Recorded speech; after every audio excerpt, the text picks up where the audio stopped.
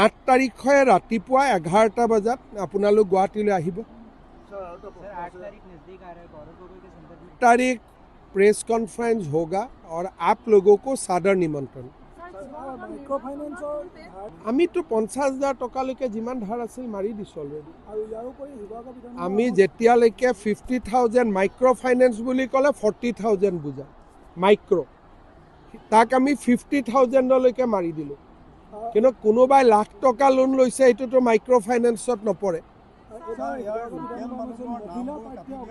ইয়াত কোনে অগ্ৰাধিকাৰ পায় মই নিজেও নাজানো। 12গৰাকী প্ৰাৰ্থী আৰু 12গৰাকী প্ৰাৰ্থীৰ 1গৰাকী প্ৰাৰ্থী ঠিক কৰাটো এইটো বহুত ডাঙৰ কাম। কেনেকৈ হ'ব কি হ'ব এইটো মোৰো দিমাগে কাম কৰা নাই, পিছত চাব লাগিব। চাওক, এপ্লিকেশ্যন যাব লাগে আৰু মানুহে এইটো গ্ৰহণ কৰিব লাগে। যদি অসমীয়াই ত্যাগ নকৰে আপুনি বাংলাদেশীক কেনেকৈ খেদিব? কাগজ এখনহে যায়, সেইটোতে ইমান চিন্তা কৰিব নালাগে। যদি কাগজে নাযায় কাৰো ঘৰত, তেতিয়াহ'লে ভোটাৰ তালিকাৰ পৰা মানুহৰ নাম কেনেকৈ বাদ যাব?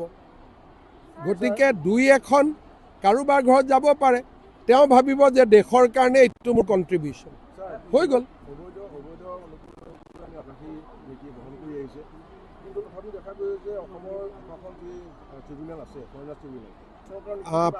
প্ৰতিদিনাই মই 20 জন 30 জন সদায় মোৰ টুইটাৰ ফ'ল' কৰিব, প্ৰতিদিনাই 20 জন 30 জনক আমি বিতাড়িত কৰোঁ।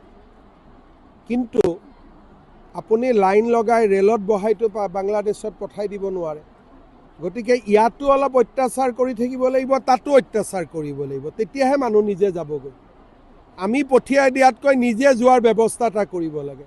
এতিয়া 1.5 লাখ বিঘা মাটিত এভিকশ্যন কৰিছোঁ, মাটিটো আৰু নাপাব। গতিকে অসমৰ পৰা যাব লাগিব।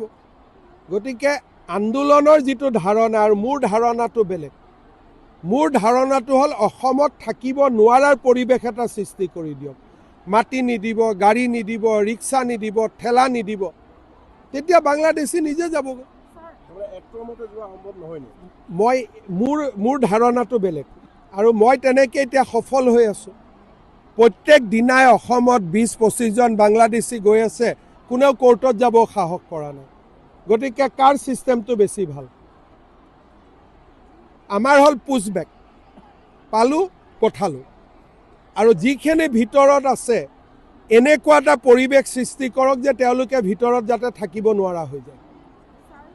এইটো কয় চিভিল ডিজঅবিডিয়েঞ্চ, মহাত্মা গান্ধীৰ নন কোঅপাৰেশ্যন।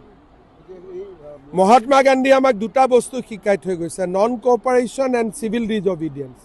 অসমীয়া মানুহে যেতিয়া নন কোঅপাৰেশ্যন আৰু চিভিল ডিজঅবিডিয়েঞ্চ কৰিব, নিজে নিজে যাবগৈ।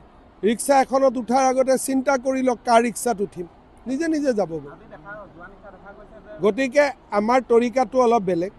কিছুতো সফল হৈছোঁ, 1.5 লাখ বিঘা মাটিটো খালী হ'ল, অসমীয়াৰে মাটি, অসমীয়াইটো ঘূৰাই পালে।